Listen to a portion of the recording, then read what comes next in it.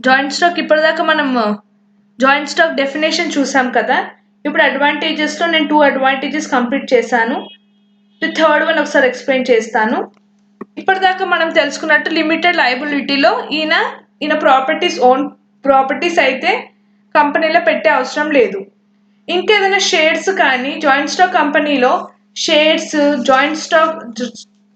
Joint exchange ఇవన్నీ terms మీకు coming up లెసన్స్లో మీకు పర్ఫెక్ట్గా అర్థమవుతాయి. షేర్స్ అంటే 2 మెంబర్స్ ఒక 10% షేర్ అంటే 100 రూపీస్ ఇన్వెస్ట్ చేస్తున్నాడు 1000లో, 200% ఇంకొకైనా అప్లోడ్ చేస్తున్నాడు. అవన్నీ కంప్లీట్ చేస్తేనే షేర్ అని అంటారు. నెక్స్ట్ 4th పాయింట్లో economics of large scale production. ఇప్పుడు కంపెనీ కూడా పెద్దగా ఉంటే ప్రొడక్షన్ కూడా పెద్దగా ఉంటుంది. అంటే క్యాపిటల్ అంటే ఏంటి? క్యాపిటల్ అంటే మనీ. ఇక్కడ 1000 మెంబర్స్ వచ్చి ఇన్వెస్ట్ చేస్తే దాంట్లో ప్రొడక్షన్ ఒక వస్తువు తయారు చేసేది కూడా క్యాపిటల్ ఎక్కువగానే ఉంటుంది. ఒకవేళ చిన్న కంపెనీ అయితే ప్రొడక్షన్ అనేది తక్కువ ఉంటుంది. ఎక్కువ మంది ఇన్వెస్ట్ చేసే ప్రొడక్షన్ లాంగ్ ఉంటుంది. డిఫ్యూజ్డ్ రిస్క్ అనేది చాలా తక్కువగా ఉంటుంది. ఎందుకంటే ఒక్కళ్ళు ఇన్వెస్ట్ చేస్తలే కదా, చాలా మంది ఇన్వెస్ట్మెంట్ చేస్తున్నారు కాబట్టి జాయింట్ స్టాక్ కంపెనీలో డిఫ్యూజ్డ్ రిస్క్ అంటే రిస్క్ అనేది తక్కువగానే ఉంటుంది when compare with other businesses. Next point వచ్చేసి ఎఫిషియెంట్ ప్రొఫెషనల్ మేనేజ్మెంట్. ఒకవేళ మీరు లార్జ్ రిసోర్సెస్ కానీ వాడితే, లార్జ్ రిసోర్సెస్ చేసుకుంటే ఎక్స్పర్ట్స్ ఉండాలి. ఒక డెసిషన్ తీసుకోవడానికి మీరు ఎక్స్పర్ట్ ఉన్న వాళ్ళ డెసిషన్స్ తీసుకొని బిజినెస్ రన్ చేయాలి. ఒకవేళ లాస్ అయితే అక్కడ ఉన్న ప్రతి ఒక్కరు ఇన్వెస్ట్మెంట్ చేసిన వాళ్ళందరూ లాస్ అవుతారు. అందుకే ఏ డెసిషన్ తీసుకున్నా ప్రొఫెషనల్ మేనేజ్మెంట్ వాళ్ళని కన్సల్ట్ చేసి కరెక్ట్ డెసిషన్ తీసుకొని ముంగటికి వెళ్ళాలి. ఇవి advantages of joint stock company. నేను 6 అడ్వాంటేజెస్ చెప్పాను. మీకు ఒకవేళ ఎగ్జామ్లో 8 మార్క్స్కి అడిగితే మీరు 2 అడిషనల్వి రాయాల్సి ఉంటుంది. First one large financial resources, limited liability, transfer of share, economics of large scale production, diffused risk, efficient professional management.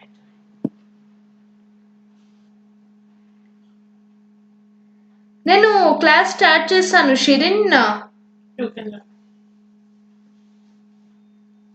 I'm starting the class now.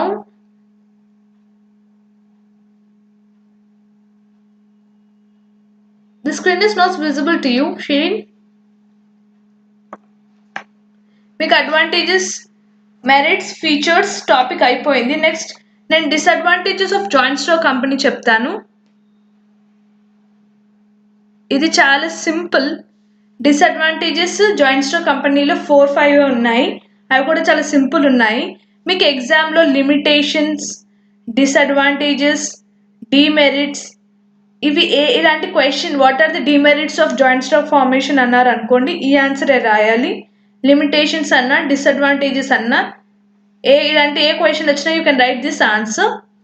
First disadvantages వచ్చేసి డిఫికల్టీ ఇన్ ఫార్మేషన్. ఒక 100 మెంబర్స్ కలిసి ఒక కంపెనీని form చేయడం అనేది easy కాదు.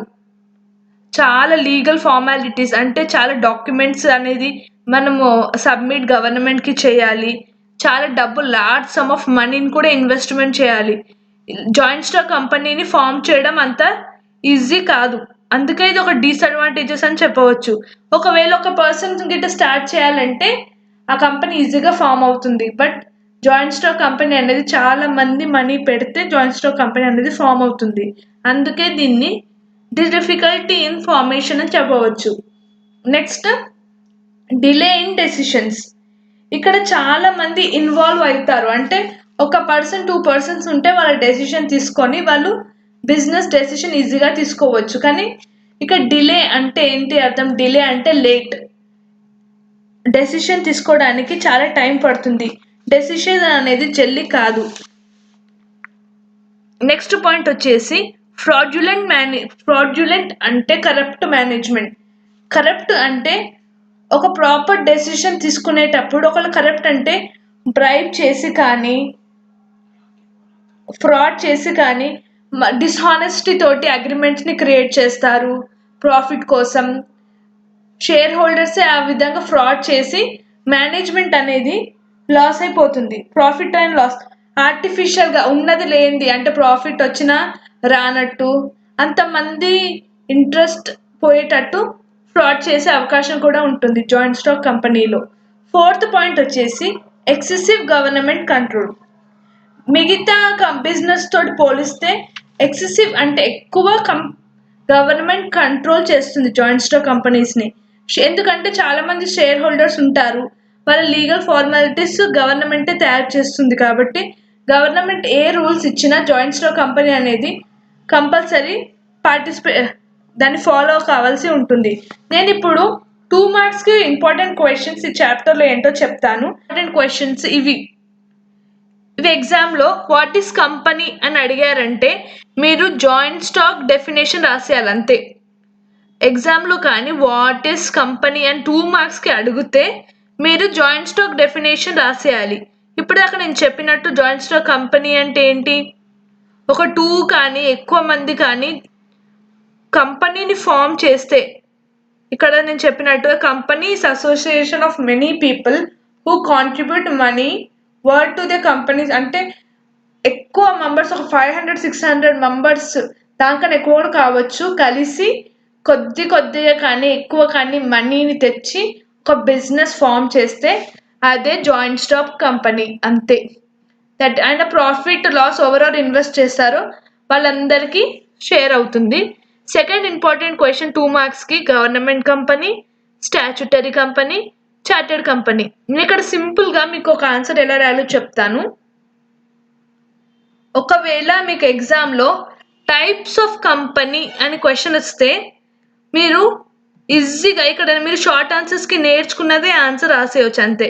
Types of company అని వస్తే government company, statutory company, chartered company. ఈ క్వశ్చన్ వచ్చి ఈ ఆన్సర్ రాసేయచ్చు. ఈ ఆన్సర్ వచ్చినా 2 మార్క్స్ వచ్చినా మీరు ఒక్కటి చదువుకుంటే చాలు. ఇప్పుడు గవర్నమెంట్ కంపెనీ అంటే ఏంటో చూద్దాం. టైప్స్ ఆఫ్ కంపెనీలో ఫస్ట్ గవర్నమెంట్ కంపెనీ. ఒక కంపెనీకి company which is not less than 51%. ఒకవేళ దాని షేర్ 51% కన్నా లోపట తక్కువగా ఉంటే అది సెంట్రల్ గవర్నమెంట్ కానీ స్టేట్ గవర్నమెంట్ కానీ కంట్రోల్ చేస్తే గవర్నమెంట్ కంపెనీ అంతే. This is simple.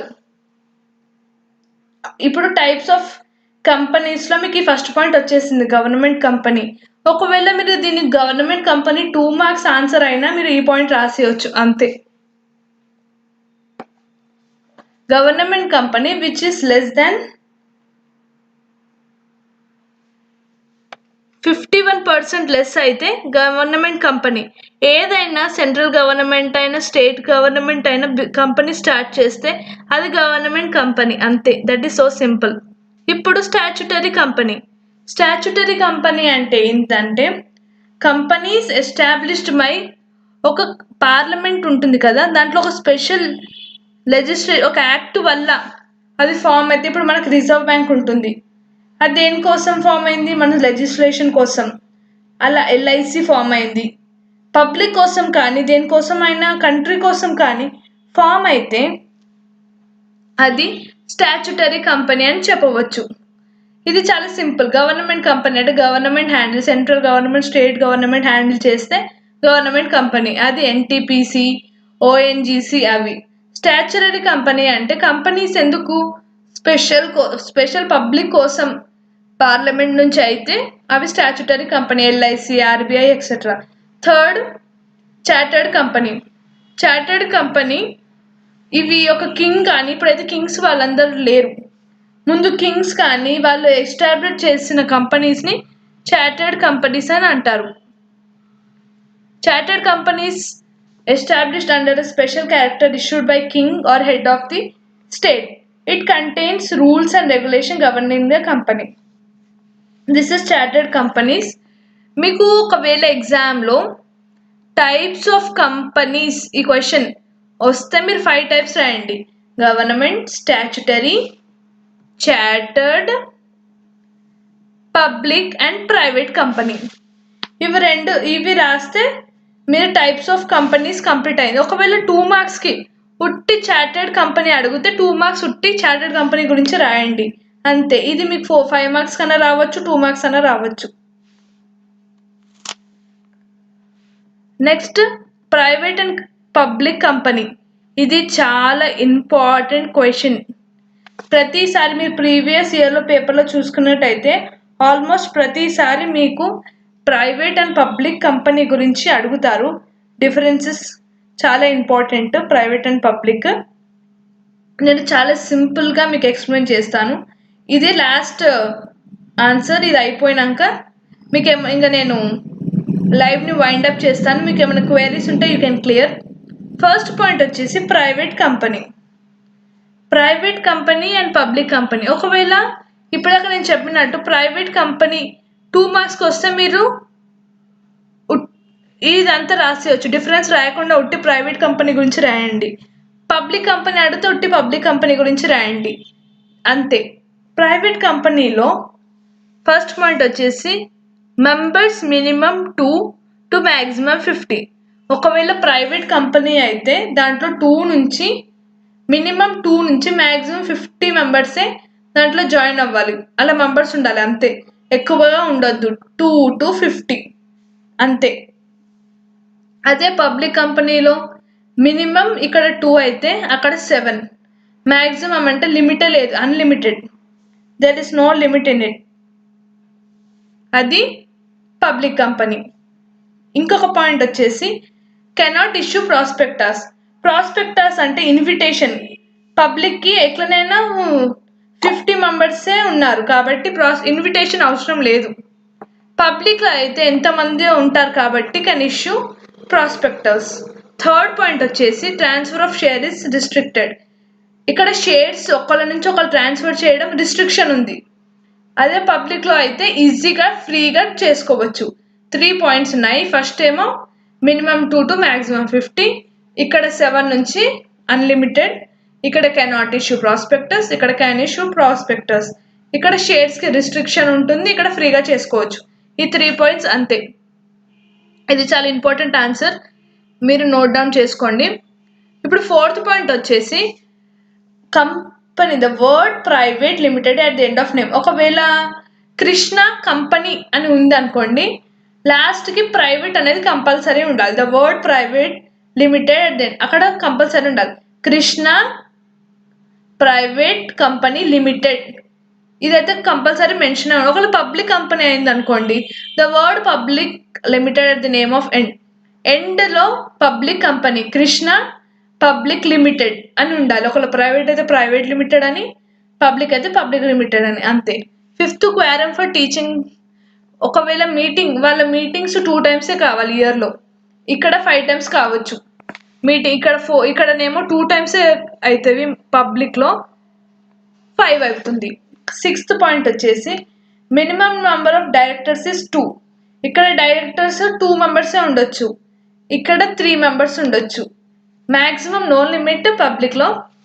మీరు నోట్ డౌన్ చేసుకోండి ఈ పాయింట్స్, ఇంపార్టెంట్ పాయింట్స్. సెవెంత్, ఇక్కడ పబ్లిక్లో